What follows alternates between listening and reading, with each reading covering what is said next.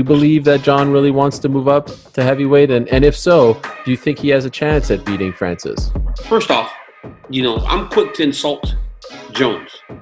I will insult Jones on any day of the week, but I will also give him credit where credit is due. And I truly believe that this Francis Ngannou thing is one of the most gangster things in the world. Like, why would you be afraid of anyone? Especially if you're a guy that has the accomplishments of John Jones. Why? That's the thing that I don't get, right? When people say me or John Jones and that we're afraid of somebody. It's the most asinine thing in the world. Like, we're not afraid of anyone. And I think that this Jones thing is cool. Like, he's like, okay, you want to fight? Let's do it. Like, and that's what any person in the world, a true fighter, would do. And I think that's, I think hats off to Jones.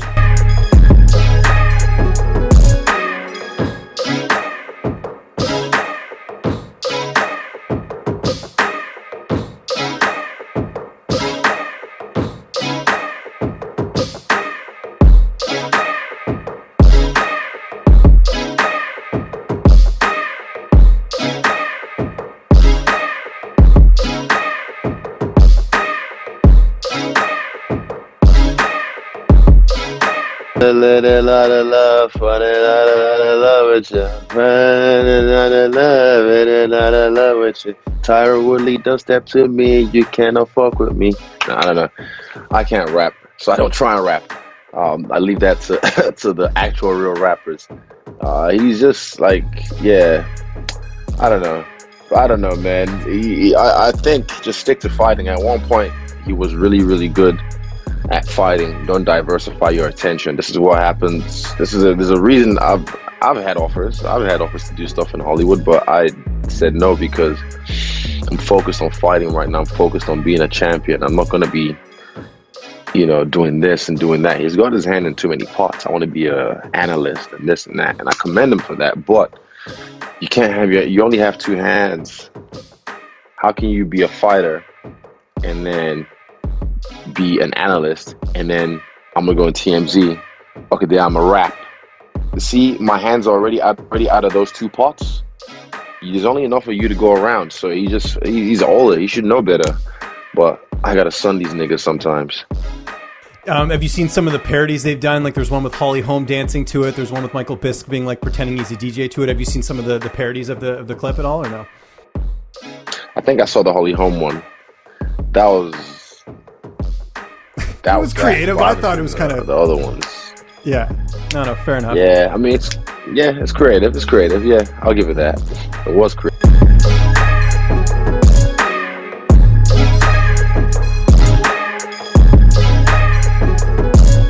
Did Jason Herzog speak to you after the fight? No. Have you talked to him since? No, I don't think there's a reason to. I think I was just curious if he apologized to you, if he was apologizing to the world. I wouldn't have accepted it. Right. I wouldn't have, because I don't think I don't need an apology. Me and him, like, his hands are clean on this one. Like, we're good. Again, like, I want to reiterate again. I think he's a phenomenal rep, and I would love to have him in there with me again. Because he's very clear. He stays out of the way. He's quiet. Like, Keith Peterson is another guy that I really enjoy too, because like, they don't insert themselves. Big Dan is good. Like, they stay back. They let you fight. Sometimes you even forget that there's a ref in there. It's just, I like that, and he's very clear with his instructions. He only speaks when he needs to. And, like, he's great, man. He's really, really good.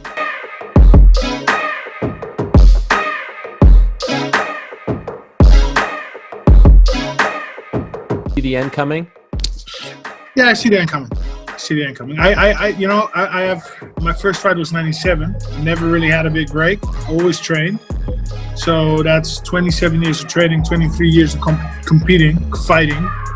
So after his contract, it'll be 25 years of fighting, and I think that will be a very nice moment to after 25 years to not do that anymore.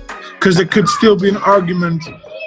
So that's 4 more fights. I did 92 fights, so that's 4 more fights left. So yeah, I will have 96 fights then. Wow. So there could still be an argument. Hey, let's do 4 more fights, get to the 100, but I do not think that is realistic. And I also think, you know, after 25 years of training and everything, yeah, it's been enough.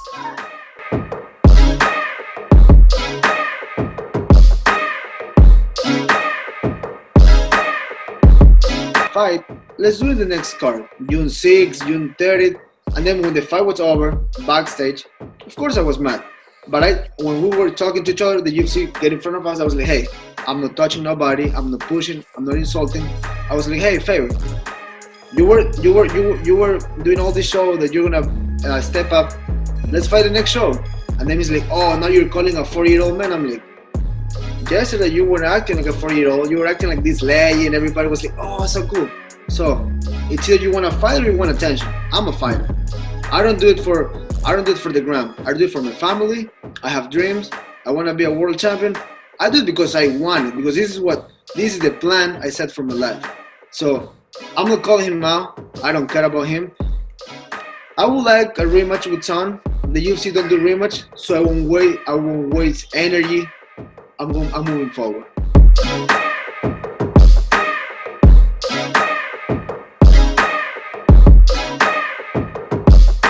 You know Francis Ngannou, you fought him. You know John Jones, you used to train with him. What do you think of them going back and forth? And do you think that John could beat Francis? Do you think that John could have a good run at heavyweight? Listen, I've been seeing that online. I love that idea of them too. I just love it. I definitely think John can beat him. But to be honest, with all due respect, I do not think John is going to do that fight. Why not? You know, not much to win, a lot to lose. So, you know, because if he wins, he's not heavyweight champion. I mean, that fight after that would be then for the title, I guess. So I don't know. But then again, you know, it's finances too. It's a complex situation, but I definitely think John can beat him. And it would be a mega fight. So it's definitely something I am very much looking forward to. But also Israel Adesanya and John Jones, right? That's also a big feud. And yeah, I really enjoy, you know, these guys smack talking back and forth. It's really amusing, and hopefully it will produce some great mega fights.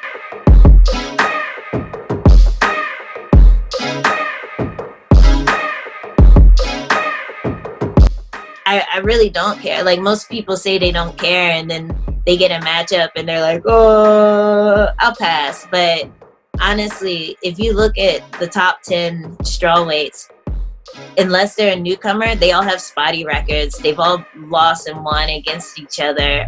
Everyone's beatable. Every one of those girls are beatable. So yeah, I'll fight whoever. I know Andrade's here. I'll fight her. I know she just moved her camp here, so she could fight on one of those cards. I'll fight her. I'll rematch Gadelia. You know, I'll fight. Who else is there? Who else is here? Watterson is probably trying to fight again. I don't know. She didn't take any damage. Neither did Carla. I'll fight either one of those girls. Tisha's been out for a while. I'll fight her. You know, basically everyone. Everyone. Yeah. I know. I'm just name calling, so someone will respond. I feel you. Falling in and out of love, in and out of love with you. Falling in and out of love, in and out of love with you. Just stick to fighting.